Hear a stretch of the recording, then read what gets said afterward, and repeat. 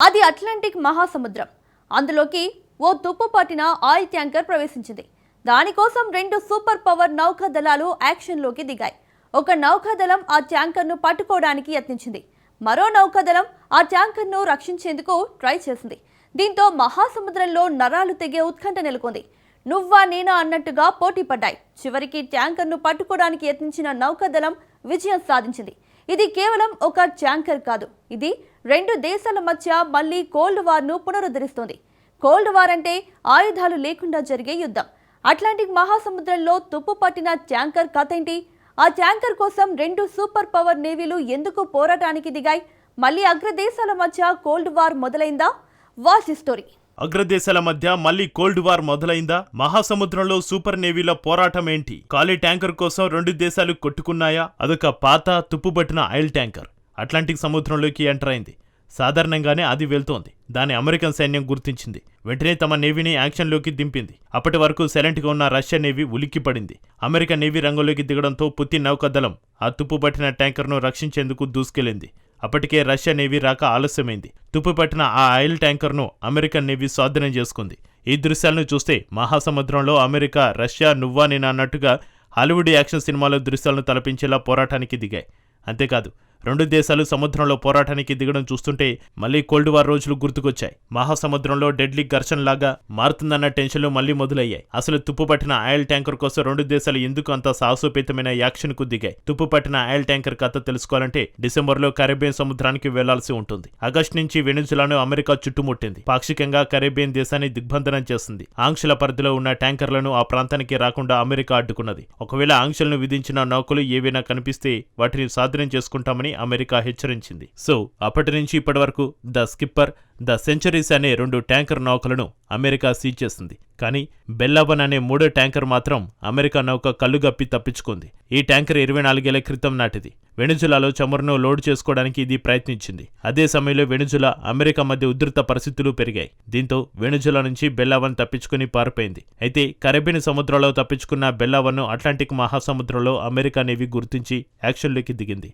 బెల్లావన్ను ఎలాగైనా పట్టుకోవాలని America navy వేట మొదలుపెట్టింది. అదే సమయంలో సీన్లో ఒక వింత సంఘటన జరిగింది. అప్పటి వరకు బెల్లావన్ ట్యాంకర్ ఒక అణమక నౌకగా వెళ్ళింది. అంటే దాన్ని ఓనర్ ఎవరో తెలియదు. దానిపై ఏ దేశానికి సంబంధించిన జెండా లేదు. ఏదైనా దేశానికి సంబంధించిన జలాల్లోకి వెళ్లలేదు. అణమక నౌక ఒకటి అమెరికా నేవీ కంటపడితే అస్సలు వదులుకోదు. వెంటనే దాన్ని సీజ్ చేసేందుకు యత్నిస్తోంది.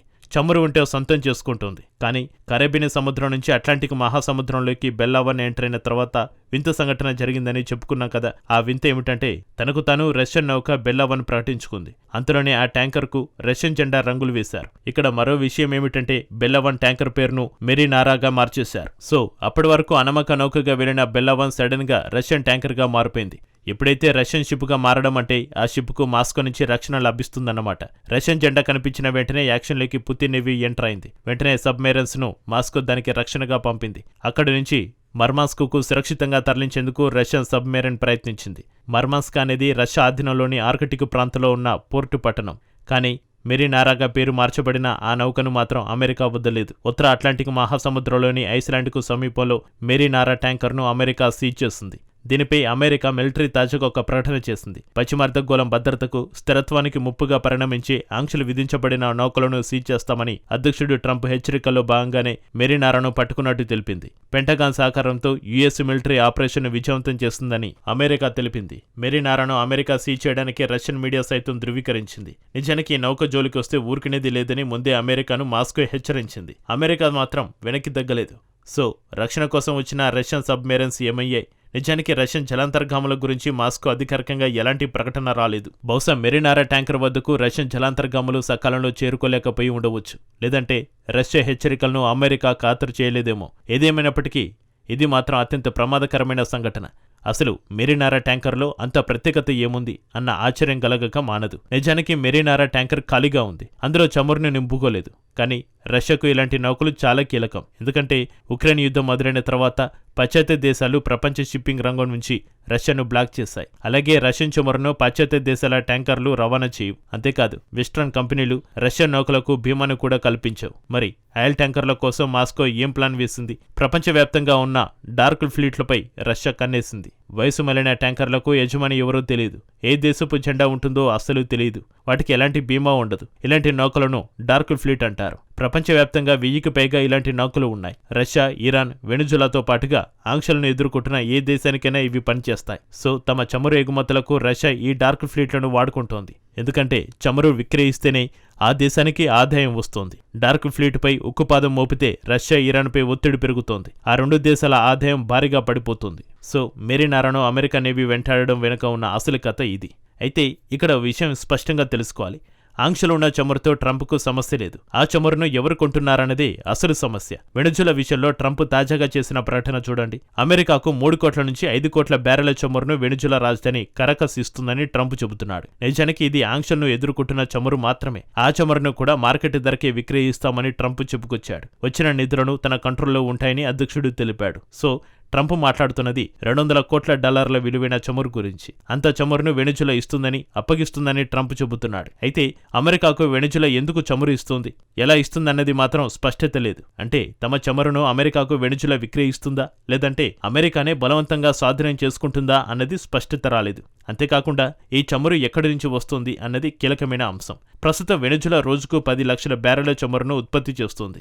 కానీ డిసెంబర్ నుంచి వెనుజులా చమురు ఎగుమతులు ఆగిపోయాయి. లక్షల బ్యారెల చమురు ఇప్పుడు విక్రయించడానికి వెనుజులా వద్ద సిద్ధంగా ఉంది. కొంత నిల్వ కేంద్రాల్లో ఉంటే మరికొంత నౌకల్లో లోడ్ అయి ఉంది. సాధారణంగా ఈ చమురులో ఎక్కువ భాగం చైనాకు వెనుజులా విక్రయిస్తోంది. దానికి బదులు ఇప్పుడు అమెరికాకు పంపుతుంది. ఈ చమురును ప్రపంచ మార్కెట్లో ట్రంప్ విక్రయించి దాని ద్వారా వచ్చిన ఆదాయం తన నియంత్రణలో ట్రంప్ పెట్టుకుంటాడన్నమాట. వింతగా అనిపిస్తున్న ట్రంప్ వాదనపై వెనుజులా ఇంకా స్పందించలేదు. కానీ ట్రంప్ తీరుపై చైనా మాత్రం ఆగ్రహంగా ఉంది. ఏమాత్రం సిగ్గు లేకుండా వెనుజులాపై అమెరికా బలప్రయోగానికి దిగిందని డ్రాగన్ మండిపడుతోంది. సొంత ప్రయోజనాలను వదిలేసి అమెరికాకే ఫస్ట్ చమురును వెనుజులా ఇవ్వాలన్న రీతిలో ట్రంప్ వ్యవహరిస్తున్నారని ఆరోపించింది. ట్రంప్ ఒక రౌడీలాగా వ్యవహరిస్తున్నాడని చైనా విమర్శించింది. వెనుజులా ప్రజల హక్కులను అమెరికా కాలరాస్తుందని డ్రాగన్ కస్సుబుస్సుమంటోంది. ఇక్కడ విడ్డూరమైన విషయం ఏమిటంటే వెనుజులా చమురుపైన అమెరికానే ఆంక్షలు విధించింది. అదే ఆంక్షలు చమురును తమ స్వాధీనం చేసుకుని విక్రయిస్తామని ట్రంప్ చెబుతున్నాడు. ఇది ఇలా ఉందంటే డ్రగ్స్ నీవు విక్రయించడం తప్పు, నీ డ్రగ్స్ ను నేను అమ్మడం కరెక్ట్ అన్నట్టుగా ట్రంప్ చెబుతున్నాడు. ట్రంప్ వాదనలో అసలు లాజిక్ లేదు. సో ఇప్పుడు పోరాటం 3 దేశాలకు విస్తరించింది. 1945 నుంచి 1990 వరకు అమెరికా, రష్యా మధ్య కోల్డ్ వార్ సాగింది. కోల్డ్ వార్ టైంలో ఒకరి నౌకలపై మరొకరు దాడి చేసుకున్నారు. రష్యా సమీపంలో వాషింగ్టన్ ఆయుధాలు మోహరిస్తే అమెరికా సమీపంలో మాస్కో ఆయుధాలను మోహరించింది. ఇప్పుడు కూడా ఆ రెండు దేశాల మధ్య మళ్లీ కోల్డ్ వార్ మొదలైందని నిపుణులు విశ్లేషిస్తున్నారు. అయితే ఈ కోల్డ్ వార్ లో అమెరికాకు మరో శత్రువు కూడా వస్తున్నాడు. ఆ శత్రువే డ్రాగన్. ఇదే అమెరికా పాలిట శాపంగా మారే ప్రమాదం ఉంది. గతంలో కోల్డ్ వార్ లో రష్యాను మాత్రమే వాషింగ్టన్ ఎదుర్కొంది. కానీ ఇప్పుడు చైనాను కూడా ఎదుర్కోవాల్సి వస్తోంది. అమెరికా తన శత్రువులను తానే పెంచుకుంటోంది. తన గొయ్యిని తానే తవ్వుకుంటోంది. దీనంతటికీ ట్రంపే కారణం.